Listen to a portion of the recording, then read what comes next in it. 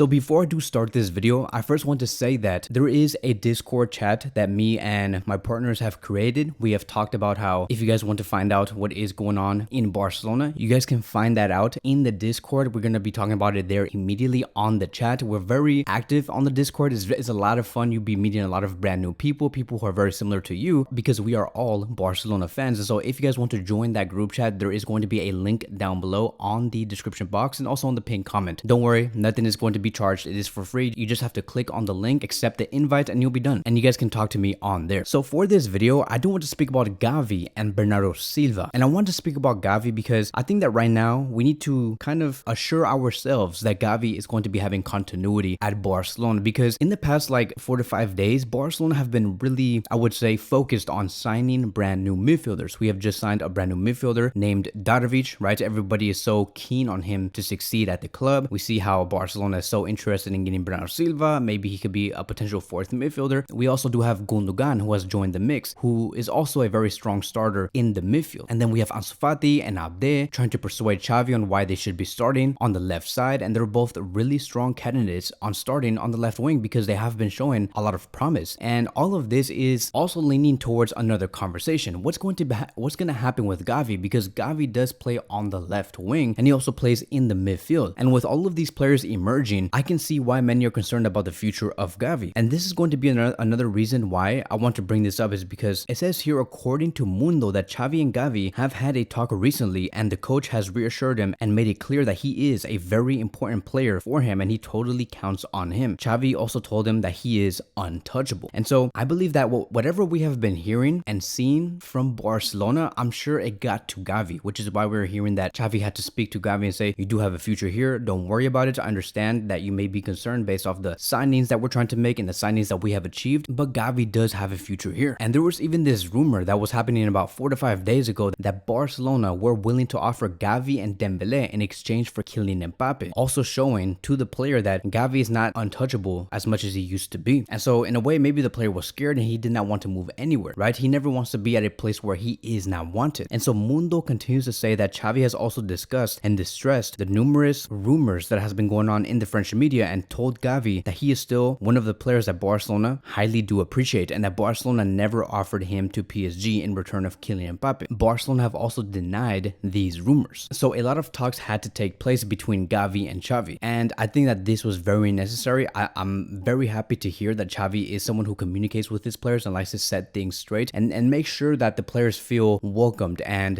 happy and content at the club, because the moment they hear these rumors, I'm sure that does put them out of focus and they no longer think about having continuity at Barcelona, and it just brings more tensions. And so the fact that Xavi has put that fire down with Gavi is huge news, because to me, Gavi is one of the players for the future of Barcelona. As a matter of fact, I honestly don't think that Gavi's role is going to be changing in the upcoming season. I think that he will get the exact same amount of minutes that we saw from the previous season. He will be a continuing starter on the left side. I think that I do think that Ansu Fati and Abde have to do a lot to convince Xavi, but in the meantime, and at the very least within the first 4 to 5 months of the season, Gavi will start on the left side with Lewandowski, and I don't know who's going to be on the right, whether it's Rafinha, Bernardo Silva, or Lamine Yamal, but Gavi will be there and he will be the fourth midfielder. So there is nothing to be worried about. Gavi will stay and he will continue to be a starter at this club. Now I do want to move on towards Bernardo Silva, and just to give you guys some context, Bernardo Silva just played against Arsenal. Pep showed that he continues to be his first choice, and I saw Bernardo Silva. He was very focused, and his speed in terms of like his body language, how he shifts with the ball, it was great. He really looks healthy and he looks fully trained. Now in this game, he played as a right winger and he also played as like a left center back or like a defensive midfielder. He was behind Akanji. It was a strange like position to be in because I couldn't really figure out what was his position, but he was definitely in the areas of someone like Christensen, and I found that very weird. And one of the reasons why Bernardo Silva was placed there, it is because Pep Guardiola knew they had to pull Odegaard up front, and with Bernardo Silva being there, Odegaard had to follow Bernardo Silva, and that left Kovacic free in the middle. And so with Odegaard going up trying to press Bernardo Silva did a solid job on receiving the ball, controlling the ball, and being very press resistant. It really did work. I know that Man City lost against Arsenal, but it was a tactic that surprised Arsenal. Now, do I see Bernardo Silva doing something like this at Barcelona? No, I don't think so. I think that if you want to have that type of capabilities, you need to be at that club for a very long time and really trust the coach on what he's making you do. But the reason why I'm saying this is because this is one of the reasons why Xavi Hernandez wants the player and loves the players, because because of his versatility and because he's so keen on providing results on whatever position he is placed in, because he does succeed. Bernardo Silva never gets nervous on playing in a different position. We have seen him now play in 3 different positions, as a 10, as a right winger, and also as a left center back, which is crazy to me. So now we all know why Xavi wants him so bad, is because he is very flexible, and I'm sure that's very appreciated in a team like Barcelona. Now, Barcelona have made their first offense. It says here, according to Roger Torrello, that Barcelona made an official offer to Manchester City for Bernardo Silva. It is a 1-year loan plus a mandatory purchase option of 80 million euros, and Manchester City have rejected the first offer. So this is really telling us that City are going to be really hard to deal with. And the main question is going to be this: how high is Barcelona willing to go? Because it seems like Barcelona is not afraid to invest heavily on the player. Like, really, 60 million euros for Bernardo Silva? That is a lot of money. So I know, right? I know that Barcelona have money. They have the capabilities to invest on a big time player. It's just that they're not willing to go to war on an unproven player like a youngster, which is why Barcelona lost to Arda Güler. They have the capabilities and the resources. It's just that they're not willing to pay more than they should for someone who never proven themselves in top European football. Real Madrid were willing to overpay because they're just like that, but Barcelona are being much more careful. They have the resources, but they're not going to splash it on every player that they see that they think is good. And so with Bernardo Silva, Barcelona is giving it the green light. They're willing to invest heavy. Now, there has been a question that I have been asked, and many have been saying, Kevin, don't you think that Barcelona are kind of acting like the 2018-2019 Barcelona? Like, you saw how Barcelona paid 130 million euros for Coutinho, 110 million euros for Griezmann, 111 million euros for Dembele. It seems like Barcelona are giving the exact same type of vibe, because they're willing to spend 60 million euros on Bernardo Silva, they spent 80 million euros on Ferran Torres, etc., right? But I want to lean on this just for a second, right? Let's talk about these 3 players that Barcelona signed 4 to 5 years ago: Coutinho, Dembele, and Griezmann. With Coutinho, when Coutinho went to Barcelona, Valverde never found the correct place for him, because Barcelona were playing in a traditional 4-3-3 system, and when Coutinho came to that club and played in that system, he never showed the capability to run the midfield, right, with those 3 men in the middle. He did not have that type of leadership. Many called Coutinho to be the next Iniesta because of what Iniesta did in the midfield. He was very direct, he was able to progress the ball forward, and he did have pace. Coutinho could not do that. He lacked the pace, he lacked the directness with the ball, and that was required coming from any midfielder that played in that 3-man system. And with Iniesta also being capable to go out wide on the left wing, right, because we saw him sometimes on the left wing, he succeeded, he was amazing. Coutinho, when he was asked to do the exact same thing and go onto the left side, he did not have the capability to act like a left winger. That is why Valverde was like, okay, this guy looks very, very one-dimensional. He cannot do what I ask him for, and so he's gonna have to be on the bench. And that is why we saw Coutinho on the bench. So in a way, they put Coutinho in a situation where his main attributes, which was his vision and his weight of the pass, became very nullified, I would say. And that is why he seemed very unimpactful. And so because Coutinho had that very bad start in the first 6 months, it lowered his confidence, and it made Coutinho believe that he could not succeed at Barcelona. Now let's move on with Griezmann. Griezmann came to Barcelona knowing, right, everybody knew that Griezmann was a second striker or a 10. Those positions did not exist at Barcelona. And when Valverde decided to use Griezmann on the left wing, it did not work out. He just simply wasn't a left winger, and he did not seem synced to whatever Barcelona were trying to do. He looked very out of place, and I think that Griezmann was a player that was very comfortable on not having the ball to sit deep and to counterattack. Barcelona was a team where all they wanted to do was have possession, go up high, and form attacks. Griezmann was not comfortable in that type of environment to always have the ball and be ready to make those runs. He was just not like that. It's a very different system, a different environment, and that is why Griezmann looks so out of place. And even when we talk about, okay, let's put Griezmann in the number 10 position, Messi occupied those areas, and so Griezmann could not touch those areas. Like, did I think that if Griezmann were to be placed in Messi's position, he would do a great job? Of course I would. Griezmann would have been amazing in those areas, but you were not going to replace Messi for Griezmann, and especially during those times when Messi was at the prime of his career. And then with Dembele, right, it was clear that he did have a place in the system, which was to play on the right side. He was a right winger, and I'm like, okay, great. This operation is definitely going to succeed, and he's definitely going to go into Barcelona and succeed as right winger and score many goals. But his lack of accountability really killed the player. And then as he grew older, he demanded more than he actually earned, which made no sense, which is why we hear that Dembele is asking for 20 million euros a season, which makes no sense. He was demanding more than he actually earned. And so I don't know if you guys see the consistency from these 3 players. It's coming down to 2 things. They either did not fit, or Barcelona did not know their personality. Like, for example, Dembele, Griezmann, and Coutinho did not fit at Barcelona. And those are 2 very important factors you do have to take in when you decide to buy a player. It's not like the only factors, but it is 2 very important factors players. You need to know if they fit at the club and what their personality is. And this is why we do say today that Barcelona back then were badly managed. They did not assess the whole thing on every transfer. Now with Bernardo Silva, he does have both things. He does fit in this club, like, right, for example, he can play on the right side perfectly, and his personality is great, right? His character, his ability to succeed, his accountability, he's very professional, which is why Barcelona really do want the player, and Xavi Hernandez wants Bernardo Silva like tomorrow. Like, why do you think Xavi Hernandez is picking Bernardo over Joao Felix or Neymar? It's because Xavi sees the problem in Joao Felix and with Neymar. Even though Neymar might technically be better than Bernardo Silva, his personality and his professionalism is not there. Even though Joao Felix is younger than Bernardo Silva, he can give way more in the next 6 to 7 years. He knows that Joao Felix's personality is not there. His character, his determination to succeed is just not present. And Xavi Hernandez does not want to bring characters like that in Barcelona. So we'll see how far Barcelona does go for this operation. Maybe we can see Barcelona up their bid by 5 to 10 million euros. But another thing is going to have to happen if they really want to succeed as fast as possible with Bernardo. Barcelona is going to need a favor, and that is for Bernardo Silva to ask Man City to let him go, right? Submit a transfer request, because Gundogan did that, Lewandowski did that, and now Bernardo Silva has to do it, right? We saw Bayern Munich give Barcelona a very hard time with Lewandowski, and Lewandowski had to go up to Bayern Munich and say, hey, you're gonna have to let me go. Gundogan did the exact same thing with Man City, and City let Gundogan go. Now I know that Gundogan came in for free, but Man City really wanted to persuade Gundogan to renew with the club, but Gundogan did not listen. And so hopefully Bernardo Silva can do the same. That is going to be wrapping up today's video. Thank you guys so much for watching, and I will see you guys in the next one.